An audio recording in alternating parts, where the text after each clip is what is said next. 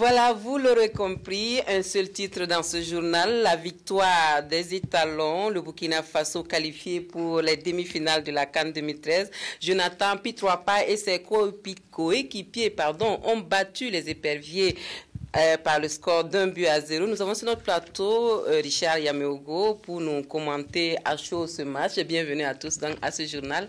Merci de votre attention. Finalement, Richard, et le rêve qui devient une réalité, le Burkina Faso en demi-finale, donc pour la CAN 2013, est-ce que c'est une juste récompense à votre avis? Oui, c'est une juste récompense pour les efforts tant fournis par le Burkina. Je dirais le Burkina tout entier, à commencer par ses premiers responsables. On a beaucoup cru à notre 11 national et il y a eu des moments d'échec, surtout des moments d'échec. Et surtout le dernier échec, c'est seulement l'an passé, en Guinée équatoriale, on était déçus. Et puis voilà, le déclic a commencé à se produire avec cette qualification pour les phases finales après un match très héroïque disputé face aux Centrafricains. Et puis voilà, les premiers points, les premières victoires, et puis voilà, ça suit son cours comme un long fleuve tranquille. Et comme on le disait tout à l'heure, rien n'est impossible. Le Burkina Faso aura finalement donné tout à ce match. On a vu des étalons concentrés jusqu'au bout. On a vu des étalons à la défense comme à l'attaque. En tout cas, il aura fallu attendre longtemps pour voir une aussi belle équipe burkinabé. Oui, il aurait fallu attendre assez longtemps parce que, vous savez, on était dans un système de match couperé. Vous perdez et c'est l'élimination directe. C'est totalement différent du premier tour. Donc, les Burkinabés ont essayé, tout comme les Togolais, à gérer la partie, à essayer d'attaquer, à combiner. Ça ne marchait pas jusqu'à cette prolongation. Et puis, dans la première partie des prolongations, ce coup de boule de Jonathan Pitroapa qui a trompé Agassa Kossi, qui est sorti en anticipation, alors que là, c'était bien joué. Je pense que c'est un travail aussi qui a été fait à l'entraînement par Paul Puteux et ses joueurs. Finalement, c'est un Burkina Faso qui a déjoué tous les pronostics. On ne compte pas beaucoup avec cette équipe-là, des étalons. Ça sera quoi la suite de l'affaire? Voilà, la suite de l'affaire, c'est les demi-finales que nous allons jouer contre les Ghanéens. Et puis, bon, à partir de là, on pourra tout envisager. Soit on va en finale, soit on reste au stade du match de classement. Ce qui est sûr, les étalons vont séjourner en Afrique du Sud jusqu'au 10. Et c'est certainement après le 10 qu'ils reviendront ici. Et là, comme vous le dites, c'était surprenant, mais c'est cette CAN qui a été déroutante jusqu'au bout. On n'attendait pas des équipes comme le Cap-Vert qui sont restés là jusqu'en quart de finale à titiller les meilleurs, ceux qui comptent dans le Gotha du football africain. Donc c'est dire que forcément nous aussi nous avions... Et on attendait des grands qui ne sont pas arrivés finalement. Qui ne sont pas arrivés, voilà, la Côte d'Ivoire qui sort en quart de finale. Avant la Côte d'Ivoire, c'est la Zambie, la championne d'Afrique, voilà, qui sort au premier tour, barrée en quart de finale par le Burkina Faso. C'est vous dire que c'est ouvert et puis on peut rêver. Et finalement, vous qui connaissez très bien cette équipe, parce que vous avez vraiment de la profession, vous avez du métier, comme on le dit, vous pensez que pour les demi-finales, il faut jouer comment? Pour les demi-finales, il faut jouer comme on l'a fait dans ce match de quart de finale. Il ne faut laisser aucune balle passer. Il faut être vraiment strict, concentré sur son match jusqu'au bout. Et puis, la tactique, maintenant, c'est l'encadrement technique qui essaie de la mettre en place avec les joueurs, avec les éléments qu'il faut. Vous savez qu'Alain Traoré a abandonné ses camarades sur blessure. Donc, il fallait recomposer. Et là encore, il faut produire l'effet de surprise pour le prochain match. Parce que le Ghana nous a vu jouer contre le Togo. Le Ghana va se préparer pour. C'est la fatigue voilà. C'est la fatigue, oui. Nous avons joué 120 minutes comparativement aux Ghanéens qui ont fait 90 minutes pour éliminer le Cap-Vert. Donc, il y a de l'énergie que nos joueurs ont laissée sur le terrain. Il faut que nos préparateurs physiques, nos kinés, se mettent vraiment pour essayer de mettre les joueurs d'aplomb pour la demi-finale. Merci Richard Yameogo d'être venu nous commenter ce match des étalons. Oui. Excusez-moi de vous interrompre. Il faut noter aussi que c'est une belle victoire. Ce n'est pas faire de la laudation que de dire que les étalons se sont qualifiés. Aujourd'hui, jour de la Saint-Blaise, c'est l'anniversaire du président du Faso. C'est un cadeau qu'on lui offre. D'aucuns penseront que c'est la Saint-Blaise aussi qui a offert la demi-finale et chacun ira de son commentaire. En tout cas, félicitations et bravo aux étalons. Merci Richard et merci en tout cas d'être venu sur ce plateau nous parler de ce match à chaud. C'est donc fait, les étalons sont qualifiés pour les demi-finales donc, de la CAN 2013. Une victoire brillamment arrachée aux éperviers tout à l'heure donc en Afrique du Sud par Jonathan Pitroapa et ses coéquipiers. Le score, il faut le rappeler, 1-0. Bravo à nos étalons et bon vent pour la suite de cette compétition. Et nous allons ainsi poursuivre notre journal au Burkina Faso. Le calendrier sportif national n'a pas été suspendu. Pour autant, les rendez-vous au programme se déroulent normalement. C'est ainsi qu'hier, à Koudougou, le comité national olympique a procédé au renouvellement de son équipe dirigeante. Jean Yameogo est désormais à la tête du nouveau bureau pour un mandat de 4 ans. L'Assemblée générale qui a élu le nouveau bureau du CNOSB s'est tenue en présence de Richard Yameogo. Voici la nouvelle équipe dirigeante qui conduira aux destinées du Comité national olympique et des sports burkinabé. Elle comprend 28 membres et sera conduite par M. Jean Yameogo. C'est le résultat des travaux de l'Assemblée générale du SNOPS qui s'est tenue hier samedi à Koudougou. Jean Yameogo succède au poste de président à M. Jean-Pascal Kinda, qui a dirigé la structure de 2004 à 2012. À Koudougou, 19 fédérations ont toutes porté leur voix sur l'équipe de Jean Yameogo, qui a 4 ans pour entretenir la flamme de l'olympisme dans notre pays. Je veux assurer le monde sportif que les programmes qui sont en cours seront renforcés. Surtout, nous allons travailler avec les instances à l'extérieur pour pouvoir avoir d'autres programmes en plus. Comptez sur notre bonne volonté, comptez sur notre connaissance de l'olympisme pour pouvoir progresser davantage.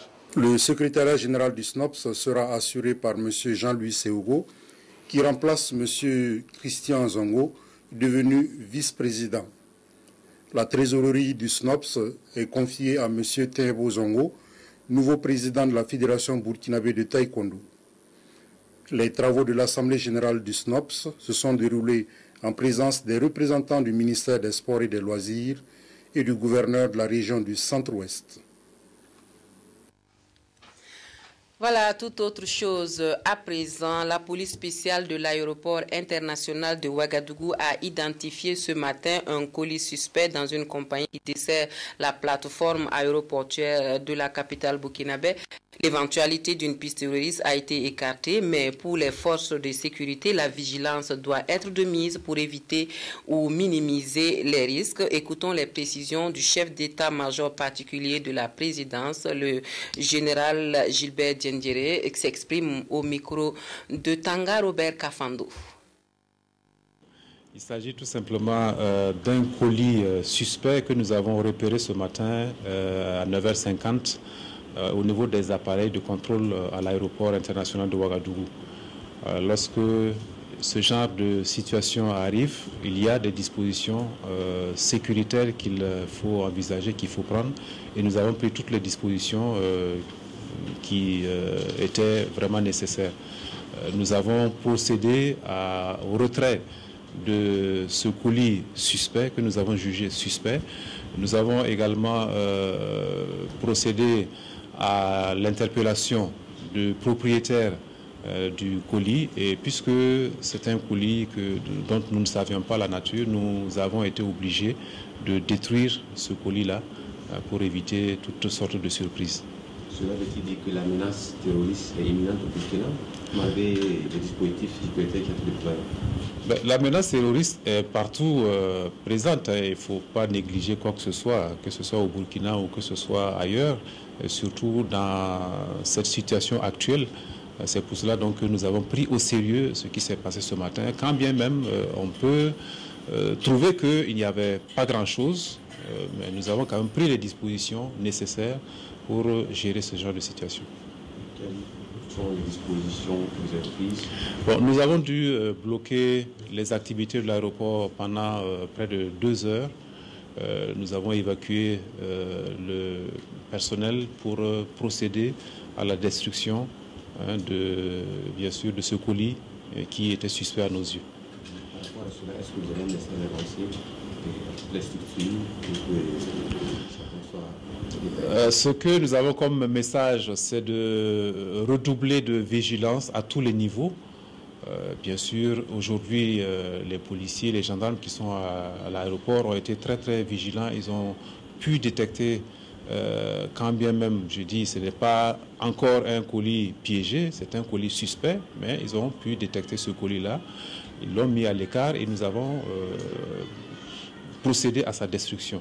Et donc, ce que je peux demander à tout un chacun, c'est de faire en sorte que cette vigilance-là puisse être accrue, puisse être observée, de façon à nous signaler toute anomalie pour que nous puissions prendre toutes les mesures nécessaires sans qu'il y ait vraiment beaucoup de pertes. Merci. Manque d'électricité, d'eau potable ou encore d'ambulances pour les évacuations sanitaires, mais surtout de nombreux problèmes liés à l'orpaillage artisanal et sauvage. La liste des préoccupations qui entravent le développement réel dans le sud-ouest dressée au Premier ministre est longue, mais des difficultés que l'on attribue à l'enclavement des localités. C'est donc sans langue de bois que le chef de gouvernement burkinabé a répondu être venu pour une réflexion concertée pour la prospérité dans cette région. Urbain Benito Somé, Fousseni Kindo. Dispensaire de Dissine dans le Yoba. Un nourrisson reçoit une perfusion sous les regards du Premier ministre Luc-Adolphe Tiao. L'infirmière aurait souhaité accomplir son geste dans la discrétion d'une salle adéquate. Tout comme à Dissine, l'exiguïté des locaux au centre médical avec antenne chirurgicale de Batié dans le Numbiel oblige notre illustre visiteur à vivre ce spectacle. Des malades contraints à recevoir des soins couchés à même le sol. Des réalités du Burkina profond. Nous venons de visiter le CEMA, qui est un CEMA historique. Je pense que nous allons également voir ce qu'il est possible de faire pour renforcer les capacités de ce CEMA, d'autant plus que la ville ici est un peu à l'écart, elle est un peu éloignée de Gawa. Nous allons donc travailler là-dessus. Vous avez posé le problème de l'ambulance. Nous allons examiner, parce qu'aujourd'hui nous sommes tellement sollicités partout par les ambulances, mais nous allons faire l'effort de pouvoir vous trouver une ambulance.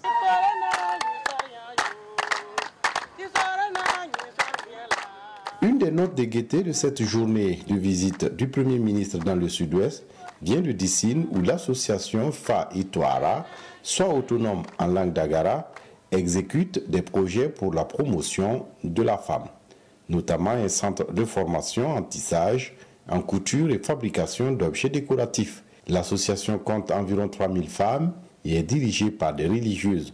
Dans l'objectif de leur autonomisation, les membres de cette association ont cotisé environ 9 millions de francs CFA pour lancer leurs différents projets. Outre ce centre de formation, l'association a ouvert un restaurant à Dissine qui fait le bonheur des touristes et autres étrangers qui arrivent dans la localité. Une action qui a séduit le Premier ministre. Ma soeur, je tiens à vous féliciter. L'autonomisation des femmes n'est pas un vain mot. Et je pense que c'est un véritable levier de développement de notre pays. Ça veut dire qu'avec un peu de moyens, les femmes peuvent aller loin. Je m'engage vraiment à vous soutenir. Et comme le ministre a pris l'engagement de vous envoyer déjà une motopompe pour soutenir l'association. Une des localités du sud-ouest où Luc-Adolphe Tiao se dit attentif à leurs préoccupations, c'est Batié, chef-lieu de la province du Numbiel. La voie qui relie Gawa à Batié et continue en Côte d'Ivoire voisine est d'un état problématique. À ajouter à cela le manque de services adéquats d'eau potable. À Batié, il manque les services de l'ONEA. L'électricité dans la ville est fournie selon le bon vouloir et les humeurs d'un opérateur privé, la COPEL, la coopérative d'électricité. Le Premier ministre, sans être démagogique, a promis se pencher sur ces questions et bien d'autres. Alors j'ai appelé le ministre des Infrastructures qui n'est pas là avec nous ce soir pour demander quelle est la situation. Et effectivement, il semble que dans le cadre d'un projet de la BAD, il est prévu des études pour le financement du bitumage de la voie. Je prends l'engagement de faire en telle sorte que ce bitumage fasse partie des priorités vraiment du gouvernement. S'agissant de l'électricité, nous sommes au courant qu'effectivement la COPEL n'arrive pas grand-chose. Alors je puis vous annoncer que je vais demander au ministre en charge de l'énergie des mines de prendre toutes les dispositions pour effectivement que vous soyez connectés au réseau de la Sonabel. Du reste, le chef du gouvernement burkinabé affirme que son déplacement dans le sud-ouest demeure une occasion pour montrer qu'aucune localité du Burkina n'est éloignée pour son gouvernement. L'attention pour les villages situés aux confins du pays doit être la même que pour tous les autres villages du Burkina Faso, conclura Luc Adolphe Thiaw. Et le Premier ministre en aurait voulu de ne pas inscrire au programme de ce périple dans le sud-ouest une visite des sites touristiques et culturels qui sont à profusion dans cette partie du Burkina, le site des ruines de l'Oropéni, puis une visite de courtoisie au roi Gan, tout comme au chef Djoro de Nako. Voici quelques escales de Luc Adolphe Thiaw. Dans le Pony, nous suivons tout cela avec Christophe Da. À l'Oropéni, le Premier ministre Luc Adolphe Thiaw est allé voir le sanctuaire des rois Gan juste après avoir visité le monument des ruines de l'Oropéni. Ce monument, qui appartient depuis peu au patrimoine mondial de l'UNESCO, se doit d'être conservé et ses alentours viabilisés selon le chef du gouvernement. Et l'État burkinabé y a déjà consacré 3 milliards de francs CFA sur les 3 années à venir. Un investissement qui témoigne de l'attachement du gouvernement burkinabé à la culture. Nous espérons beaucoup que ce site va devenir un pôle de croissance pour cette zone et pour l'Oropéni, mais c'est toute notre capacité à préserver évidemment ce que nous venons de visiter, à écouter notre conservateur. Bien sûr qu'il y en a encore pour de nombreuses années, mais il nous faut maintenant que nos scientifiques s'investissent d'abord pour préserver tout ce bloc de pierre que nous avons vu, et ensuite nous donner les réponses auxquelles tout le monde s'attend dans cette brousse. Comment expliquer la présence de ces ruines, à quoi ces ruines ont servi. L'intérêt du gouvernement à la culture et aux coutumes des populations est aussi gage de sa volonté à bâtir un Burkina émergent sur des valeurs sociales telles que la paix, la tolérance et le pardon. Et c'est dans cette dynamique que le Premier ministre est allé à l'Oropéni remercier le 29e roi de la dynastie Gan pour son implication dans la quête de la paix et la cohésion sociale. La paix et la cohésion sociale étaient aussi au centre des débats dans la visite de courtoisie que le chef du gouvernement a rendue au chef Djoro de Nako.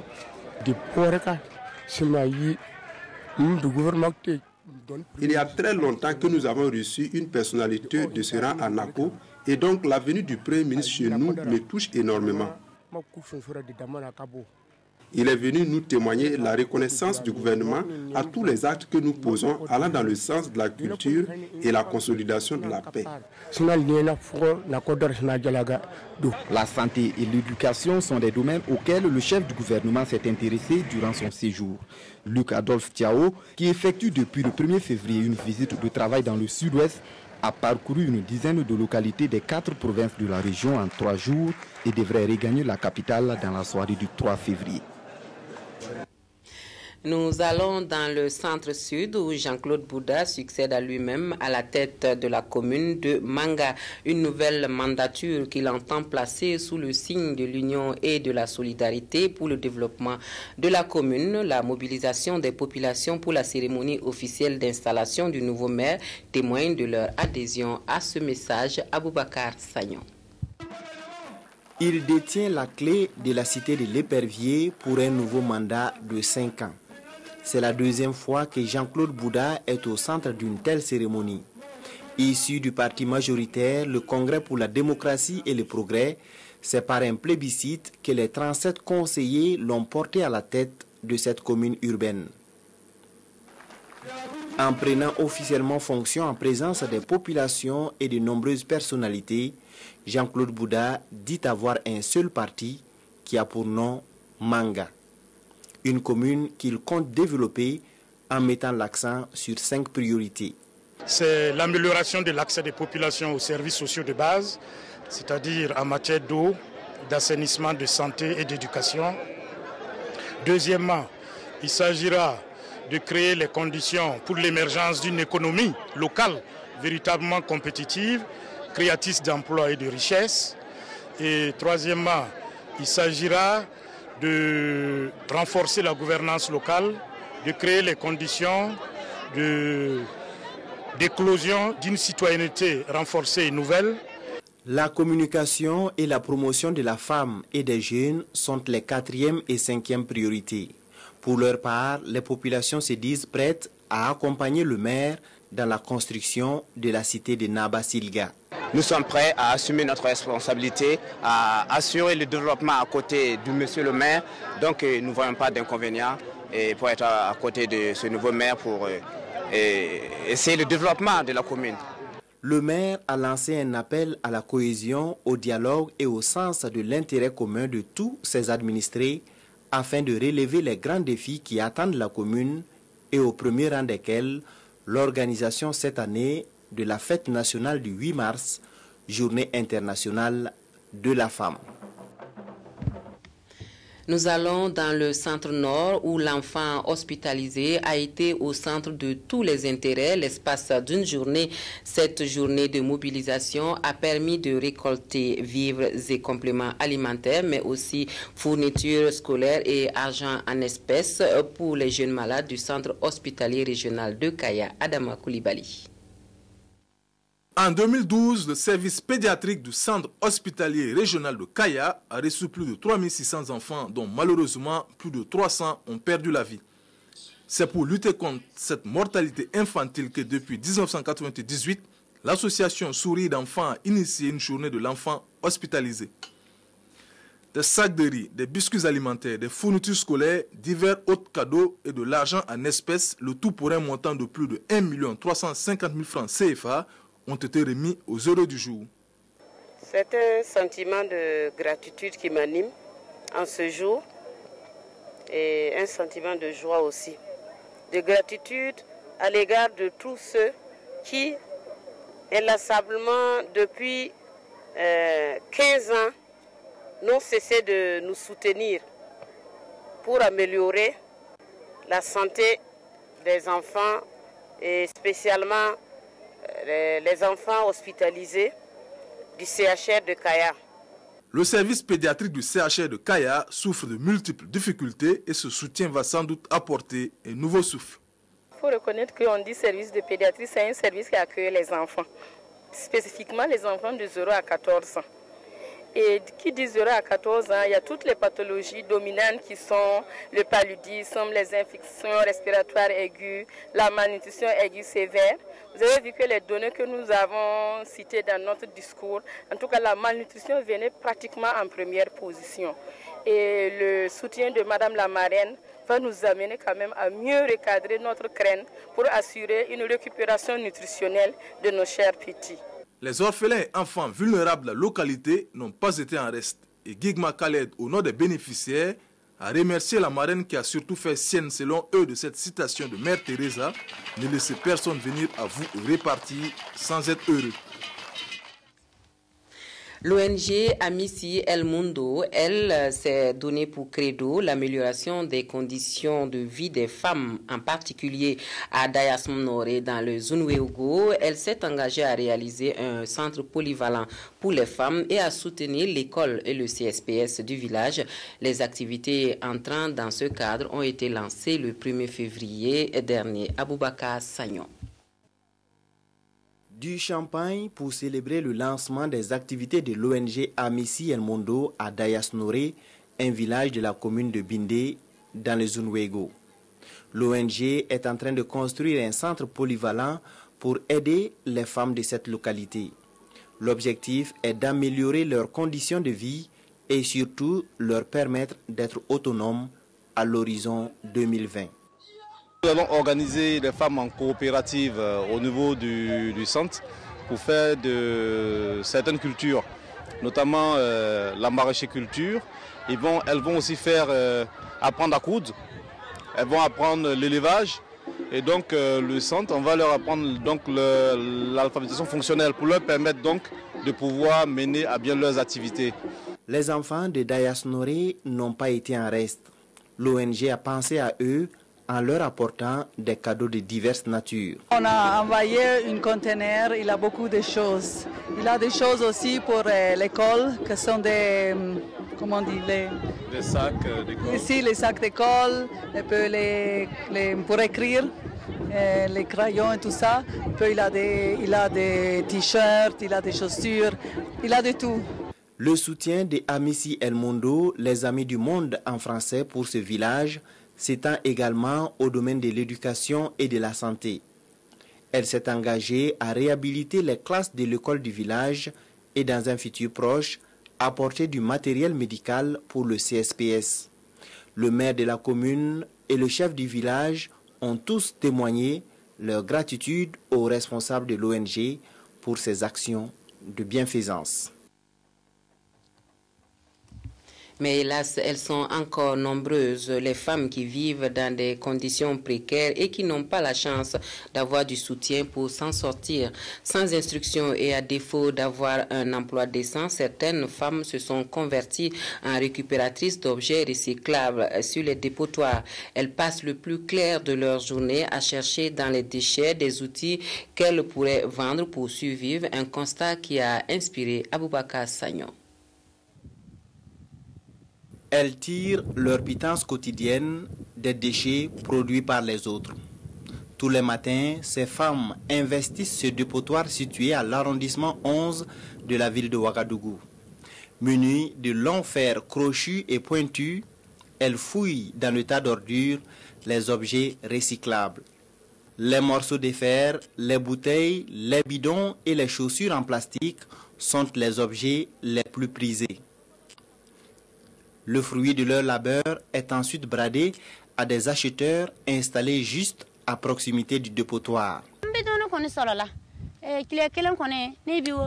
On gagne un peu. Dans la journée, je peux avoir 300 ou 200 francs. Ça vaut mieux que voler. On n'a rien d'autre à faire. C'est pourquoi nous sommes ici.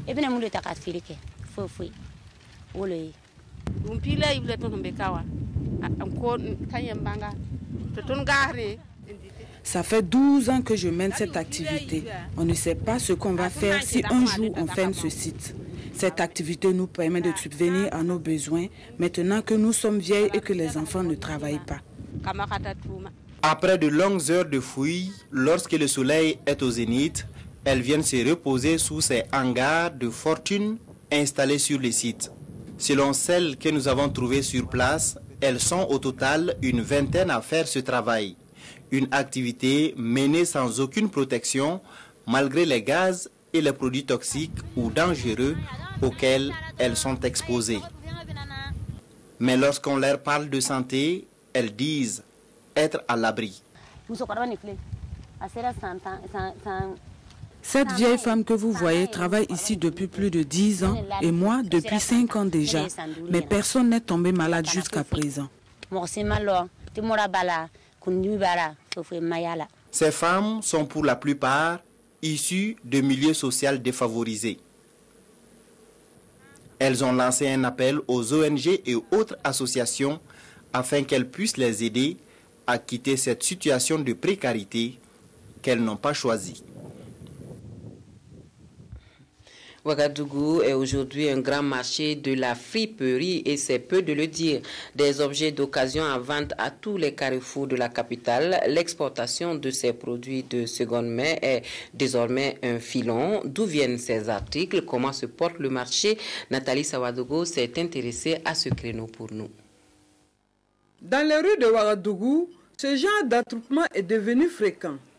Les clients ne se gênent plus à fouiller dans des tas d'objets ou d'effets de seconde main à la recherche de ce qui est à leur portée. Vêtements, chaussures, jouets d'enfants, des ustensiles de cuisine, bref, tout ce qu'ils trouvent. Je suis de passage, comme tout le temps, je vois les gens attroupés.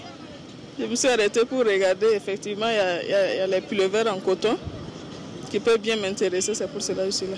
Vraiment, les prix sont abordables et les chaussures sont de qualité. Parce que ce sont des chaussures vraiment importées, vraiment d'Italie. Vraiment, les semelles sont bien gommées et c'est vraiment de bonne qualité. Des objets d'occasion venus de très loin, communément appelés France au revoir. Mais bonjour l'Afrique. On est là pour vendre les habits France au revoir. Pour le moment, ça se passe bien. Bon, on est là seulement pour vendre des chaussures. On lave et on vend, on revend. Bon, genre comme on travaille avec des grandes personnes. Maintenant, si eux, ils ont pris les chaussures, bon, ça reste un peu, nous on prend ça, on se débrouille un peu. Les clients trouvent leur compte dans la vente des objets de seconde valeur. Des objets qui ont une provenance multiple.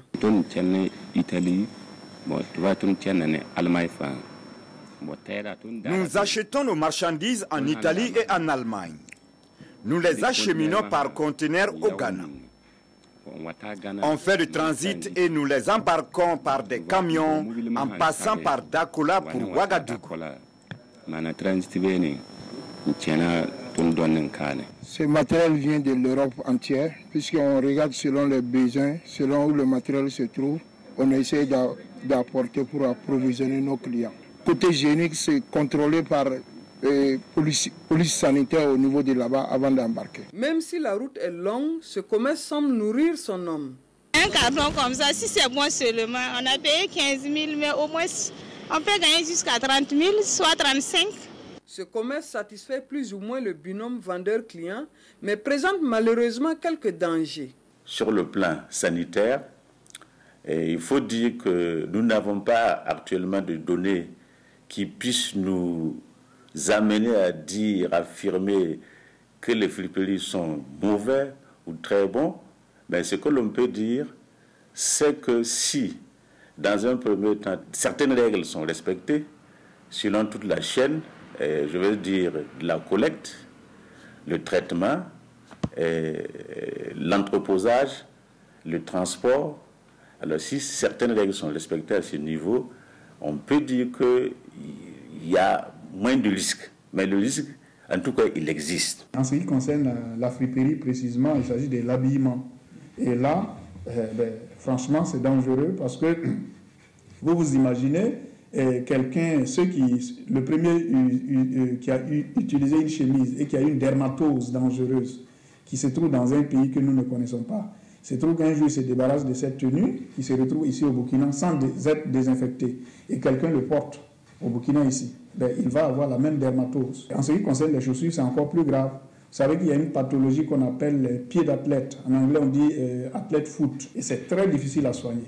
Il faut que les consommateurs comprennent que c'est dangereux d'utiliser ces produits-là. Dangereux, mais certains clients trouvent qu'ils n'ont pas le choix. Alors, s'ils n'ont pas du tout le choix, il y a des attitudes qu'il faut avoir. Il y a des comportements qu'il faut adopter. Par exemple, quand on achète des habits dans la friperie, il faut prendre le soin, une fois à la maison, de les laver, de les sécher au soleil. Et avant de les porter, il faut les repasser. Repasser avec un fer bien chaud. Voilà, parce que certaines dermatoses, certains microbes sont détruits par cela. Voilà, si on n'a vraiment pas le choix, il faut respecter ça. Ce que je peux conseiller, c'est qu'il faut faire très attention. C'est des articles déjà utilisés. Dans quelles conditions on les a utilisés? Est-ce que, comme je l'ai dit, si le traitement est correct, est-ce qu'il n'a pas été correct? Alors, dans le doute, il vaut mieux faire très attention dans l'utilisation des friperies. Dans l'univers des objets d'occasion, les services de douane et de Cotecna sont sollicités. Cotecna est la structure chargée de la certification de la qualité des produits entrant dans le marché burkinabé. Nous constatons effectivement dans la ville de Ouagadougou que de part et d'autre, il y a des activités qui se développent dans des quartiers un peu partout, où on voit des conteneurs qui déchargent un peu des objets en fait usagés provenant certainement de l'Europe. ce qui en fait n'est pas effectivement sans danger, parce que ces produits en question ne font pas l'objet d'une intervention de Cotecna. Il n'y a pas de difficulté particulière quand les marchandises arrivent. Nous procédons justement au magasinage de ces marchandises et les déclarations sont déposées par les commissionnaires en droit et les vérificateurs font leur travail de visite et les préposés également font leur travail de corps et d'identification des marchandises. Donc il n'y a pas de problème particulier. C'est un phénomène nouveau qui n'est pas sans conséquences, qui comporte en fait un danger pour la santé publique. Donc je crois que les différentes autorités compétentes devraient s'intéresser donc à ce nouveau phénomène pour éventuellement apporter des solutions en vue de pouvoir contrôler, parce que c'est clair que cette activité génère en fait des revenus donc pour les personnes qui l'exercent, mais il faut de la sensibilisation pour donc amener ces personnes à pouvoir respecter les normes. Le commerce des objets d'occasion où France au revoir nourrit son homme, certes, mais la rigueur doit être de mise surtout quant à la qualité, la nature et la réglementation des produits à importer. À défaut, le marché burkinabé pourrait se constituer au fil du temps en poubelle dangereuse. Le rendez-vous de la Biennale africaine du cinéma, c'est du 23 février au 2 mars prochain. 10 000 festivaliers et professionnels du 7e art sont attendus à ce 23e FESPACO qui se prépare activement. Voici le point des préparatifs à J-20. C'est avec Salinana. Ouagadougou se prépare à faire son cinéma. Dans quelques jours, la capitale burkinabé va abriter la 23e édition de la fête du cinéma africain. Pour l'occasion, le siège du FESPACO se refait une beauté aux couleurs de l'édition de 2013. Cinéma africain et politique publique en Afrique, c'est le thème de cette année. Les préparatifs vont bon trait, ce sont les derniers réglages. Tous les membres du jury, les 27, ont déjà reçu leur titre de transport. Nous sommes en train actuellement de préparer les titres de transport pour les cinéastes en compétition. Et ensuite, en ce qui concerne les professionnels des médias, nous avons déjà une accréditation de plus de 3 000 à 4 000 hommes de médias qui s'annoncent sur Ouagadougou. Alors, si vous faites le point de tous les professionnels qui s'annoncent, certains sont nos invités, d'autres ne sont pas nos invités, nous pensons accueillir au bas mot entre 8 000 et 10 000 professionnels. Près de 10 000 professionnels du 7e art sont attendus au Burkina. Cette année, du côté de la commission voyage et séjour, l'on s'active pour offrir aux professionnels, mais aussi aux festivaliers, un séjour agréable. Nous avons déjà pris contact avec la douane, avec la police, avec tous les éléments de la sécurité, avec l'aéroport. Nous avons eu des rencontres pour qu'ils nous permettent, à tous les points d'entrée du Burkina, que les festivaliers soient très bien accueillis. Nous-mêmes, nous allons disposer des comptoirs d'accueil avec des hôtesses à l'aéroport. Quand un festivalier arrive et qu'il a des problèmes de visa, on nous a rassurés et nous avons la possibilité de l'aider à faire son visa sur place.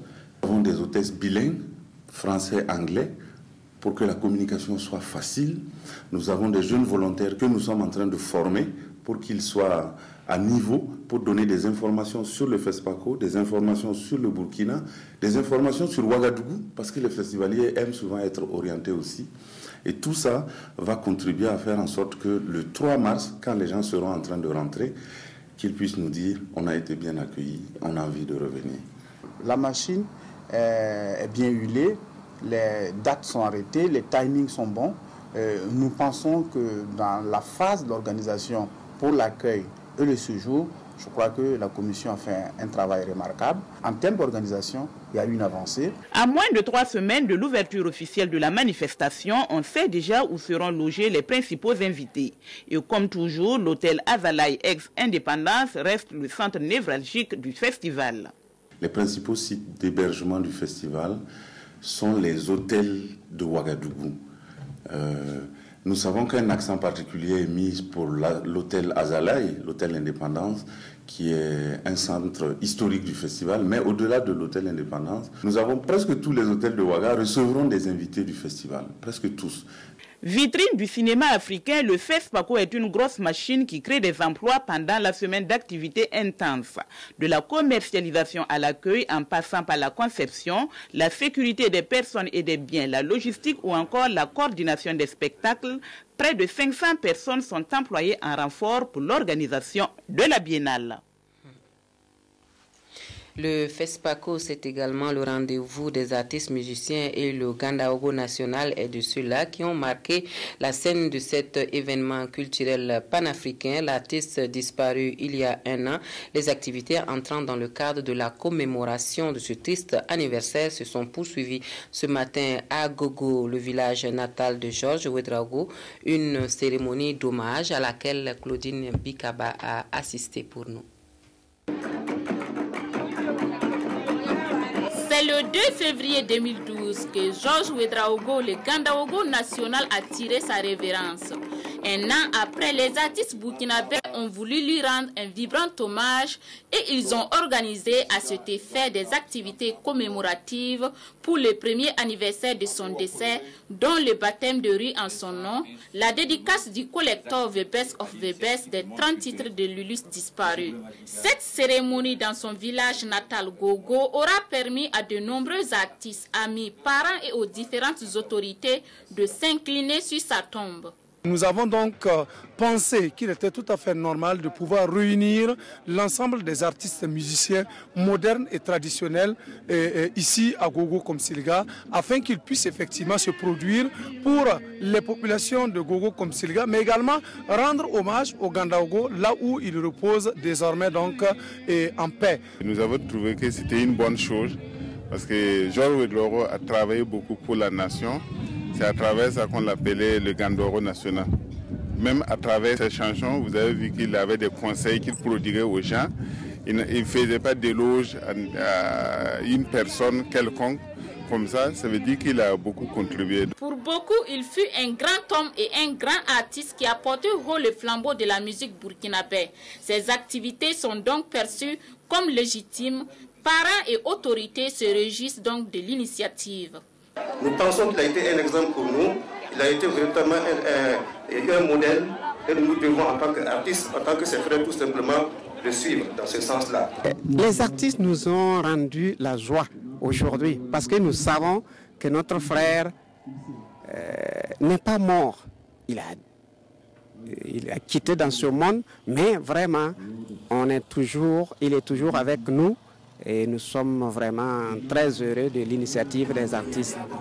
Au terme de ces 3 activités majeures, un gala prévu pour le 9 ou le 16 février viendra clore les 30 jours d'activités commémoratives et d'hommage à Georges Ouedraogo. Et la musique chrétienne catholique qui s'enrichit d'une nouvelle œuvre, l'artiste Eva vient de mettre sur le marché discographique son tout premier album, Ta Grâce. C'est le titre de cet album que nous propose de découvrir Nathalie Kaoré.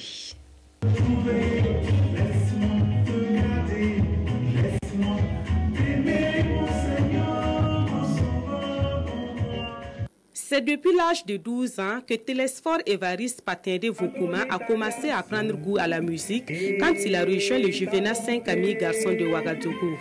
Depuis 1994, il a suivi divers stages et formations dans le domaine de la musique. En 2010, il décide d'entrer en studio et 2 ans après, il met sur le marché du disque un album de 10 titres dans lequel il chante pour rendre grâce à Dieu. C'est comme une liturgie qui commence par une demande de pardon, donc les chansons d'adoration où je m'incline, je viens au pied du Seigneur pour demander pardon pour tout ce que j'ai fait. Ensuite, vous avez des chansons d'adoration, des chansons de louange. Dans son nouvel album, l'artiste Eva évoque également certains vices et fléaux qui sévissent dans la société burkinabé, tels que la recherche effrénée de l'argent ou encore la prostitution. Du matin au soir, on court dans la ville, c'est uniquement pour l'argent. C'est vrai qu'on ne peut pas s'en passer, mais il faut beaucoup faire attention. Ce n'est pas tout ce qui est richesse qu'il faut chercher. Ce n'est pas tout ce qui est compagnie féminine qu'il faut chercher. Pour la réalisation de cet album, l'artiste dit avoir rencontré quelques difficultés financières, mais grâce aux prières de ses proches, il se réjouit aujourd'hui d'avoir accompli cette mission de reconnaissance à Dieu. Dans les jours à venir, l'artiste compte effectuer des tournées dans les différentes radios et paroisses de la place et organiser un concert live à la Maison du Peuple en vue de mieux se faire connaître par les mélomanes.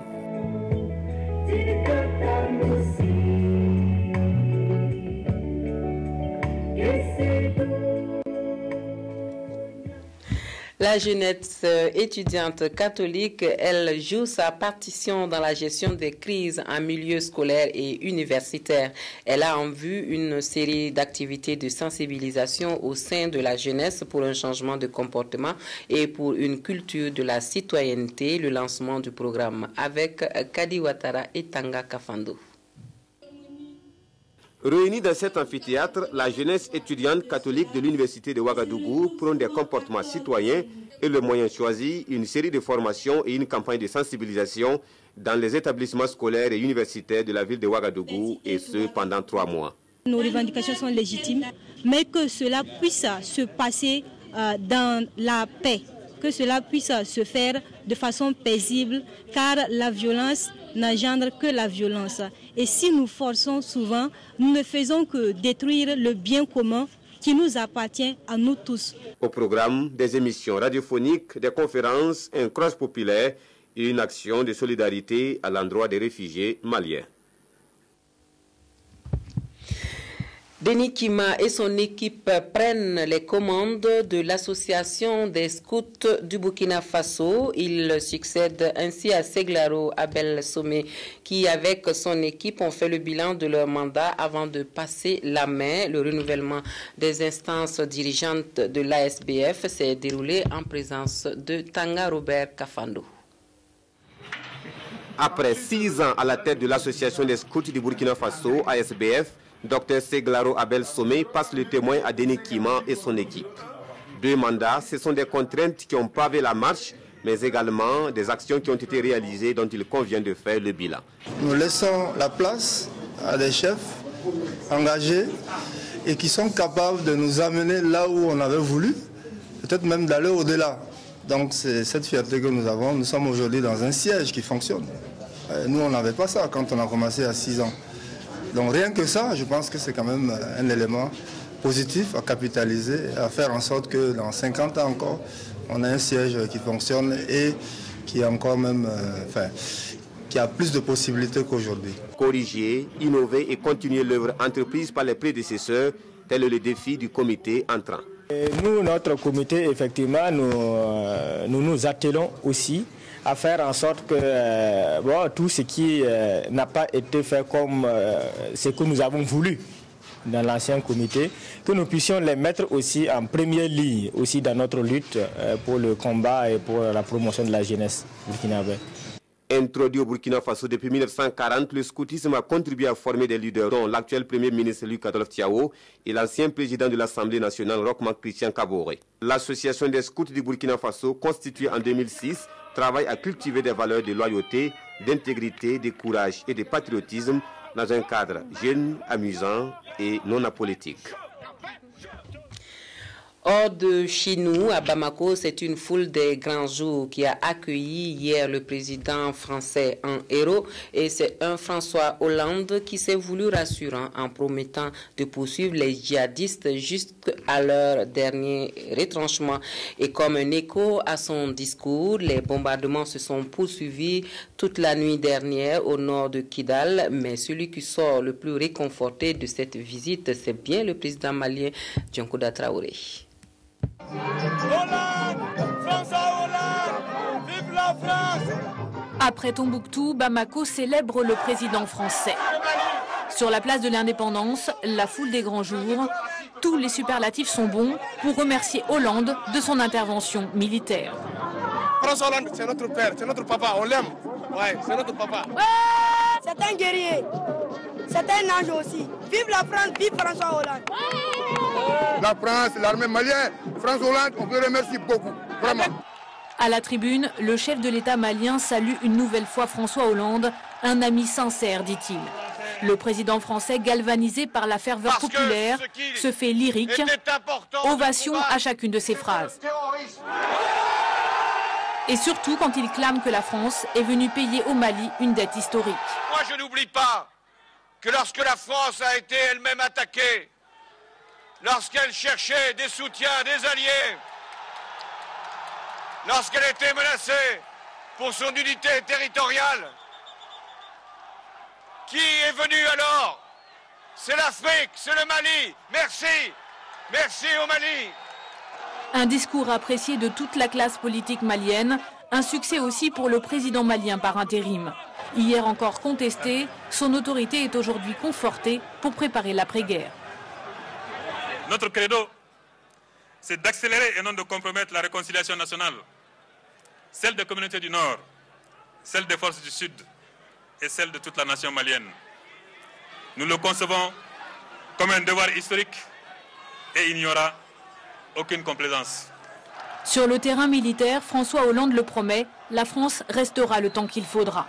Avant de passer le relais aux armées africaines, il faut, dit-il, terminer la mission au Nord Mali, où les groupes armés ne sont pas encore vaincus. Ce dimanche, l'armée française confirmait des bombardements massifs sur la région de Kidal, près de la frontière algérienne.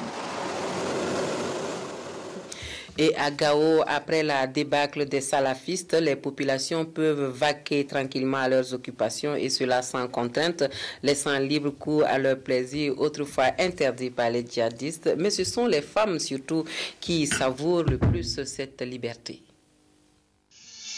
Même avec des enfants, les salafistes se montraient intraitables à Gao. Regardez, cette petite, elle a seulement 1 an. Les islamistes m'avaient dit qu'elle était obligée de porter le hijab. Vous imaginez? Aujourd'hui, la fillette ne se couvre plus la tête. Bien plus, elle peut de nouveau s'amuser avec son jouet préféré, ce téléphone portable. Et cela depuis la prise de la ville par des soldats français et maliens. Cela fait 1 semaine que Gao, la frondeuse, goûte à sa liberté retrouvée. Ses habitants redécouvrent les petits plaisirs de la vie. Ils en avaient été privés pendant 10 mois par les islamistes du mouvement pour l'unicité du djihad en Afrique de l'Ouest. Les barbus nous avaient terrorisés, ils nous avaient privés de respiration, ils avaient imposé le hijab, ils nous avaient interdit les loisirs. Aujourd'hui, grâce à l'armée de libération, nous pouvons aller où nous voulons, nous pouvons de nouveau écouter la musique que nous aimons. Sous le règne des djihadistes, c'était la place de la charia. Les habitants de Gao l'ont rebaptisée place de l'indépendance. Cet endroit sert aujourd'hui de terrain de football, sport interdit à Gao par le Moudiao. Mais ce Malien de 39 ans en garde un triste souvenir. Il y a subi une amputation. C'est un vendredi. On m'a pris à mener place d'indépendance, attaché mes pieds et mes 2 mains. Ils ont mis les couteaux comme ça. Ils n'ont pas mis piqûre sur moi ou bien une injection ni rien. Aujourd'hui, Issa espère recevoir une prothèse pour pouvoir enfin se reconstruire. Comme lui, les habitants de Gao rêvent d'une vie meilleure, une vie définitivement débarrassée du terrorisme et de l'islamisme radical. Voilà pour l'actualité dans cette édition. Je vous rappelle la principale information de ce journal, c'est la victoire des étalons qui ont battu tout à l'heure les éperviers du Togo 1-0. Le Burkina Faso est ainsi qualifié pour les demi-finales de la CAN 2013. Merci à vous de nous avoir reçus chez vous. Très bonne soirée sur la télévision du Burkina et une très bonne reprise pour demain. Moi, je vous retrouve demain encore.